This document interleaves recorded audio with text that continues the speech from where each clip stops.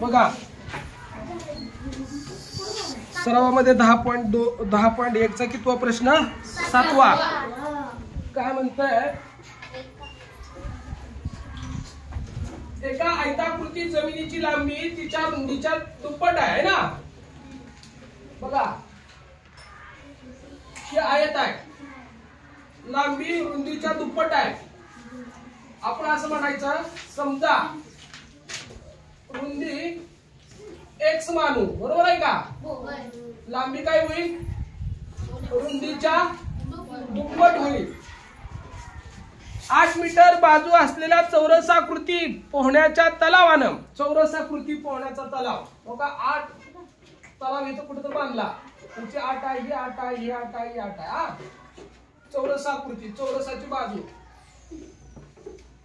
चौरसाची बाजू किती आहे हो 8 पुढे काय म्हणाले तलाव त्या भूखंडाचा 1/8 भाग व्यापतोय किती भाग व्यापतोय 1/8 म्हणजे या आयताच्या पूर्ण आयताचा 1/8 भाग 1/8 म्हणजे 1/8 काय अष्टमांश 1/8 भाग व्यापतोय तर त्या भूखंडाची लांबी किती आहे असं आपल्याला विचारलेलं आहे आता आपण काय करायचं ते सांगतो हा पहिल्यांदा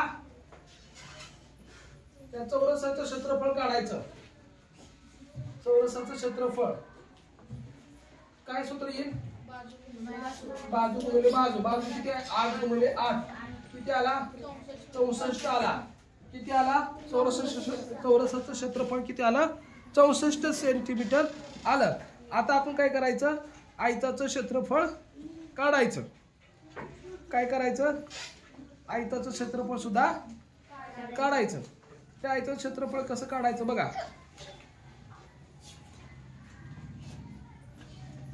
आयताचं क्षेत्रफळ बरोबर आयताचं क्षेत्रफळ बरोबर काय करायचं बघा ही चौरस क्षेत्रफळ आहे काय किती आहे 64 आहे ना बरोबर आहे का या 64 चा कितवा भाग वापरलाय त्यांनी 1/8 न गुणूया आयताचं क्षेत्रफळ काय सांगतं लांबी गुणिले रुंदी बरोबर त्यांची गुणाकार करा 8 चोक 32 गेला 3 8 संग 48 48 संग 3 किती 51 कळलं लांबी किती हो 2x रुंदी किती हो x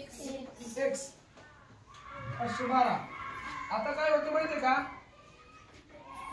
ही 2x आणि ही x ही काय होतं माहितीये का ही x आणि ही x किती होणार x चा वर्ग झाला आता बघा 2x चा वर्ग आहे तो गुणलंय आहे ना 2 इकडे आणायचं काय राहतं बघा 2 तर ह्याला गुणलं होतं 2 ने इथं आहे ना त्या 2 ला इकडे आणलं तर काय होणार भागाकार हे 2 ही 1 आणि 1 किती झाला x चा वर्ग हे 2 ने इथं गुणलंय इकडे आणलं 512 तर काय होणार भागाकार होणार बरोबर आहे का x वर्ग जसं तसं भागाकार करा 512 भागिले 2 बेदुनी 4 परत 2 पंचे 10 बेसक्क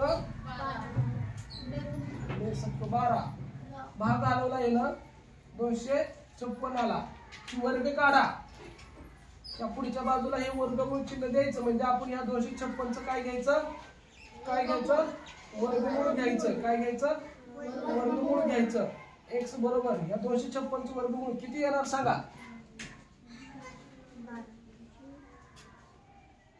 हा 16 गुणिले 16 करून बघा चला फास्ट 16 गुणिले 16 करून बघा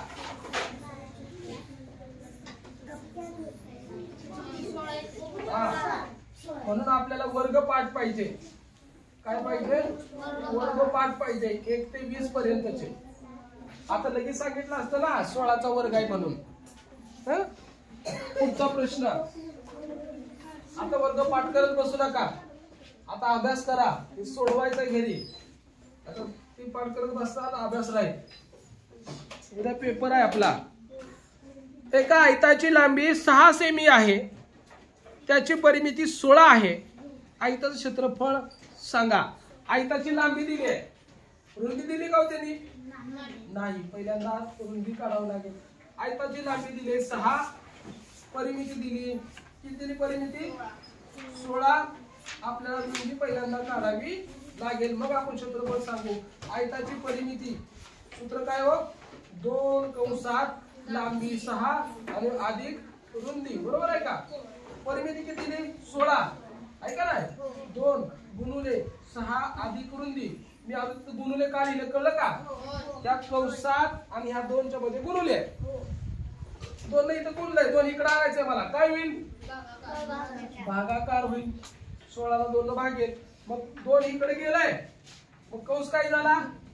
निघून गेला. बरोबर आहे का?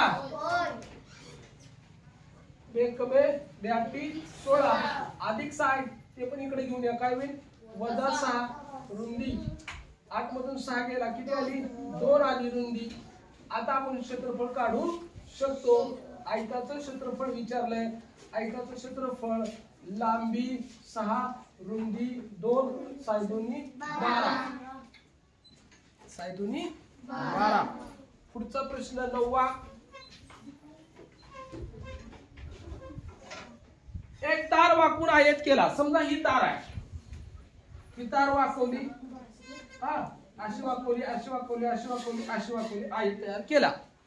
पुढे काय म्हणाले? या आयताची लांबी आणि रुंदी अनुक्रमे 50 आणि 25 आहे.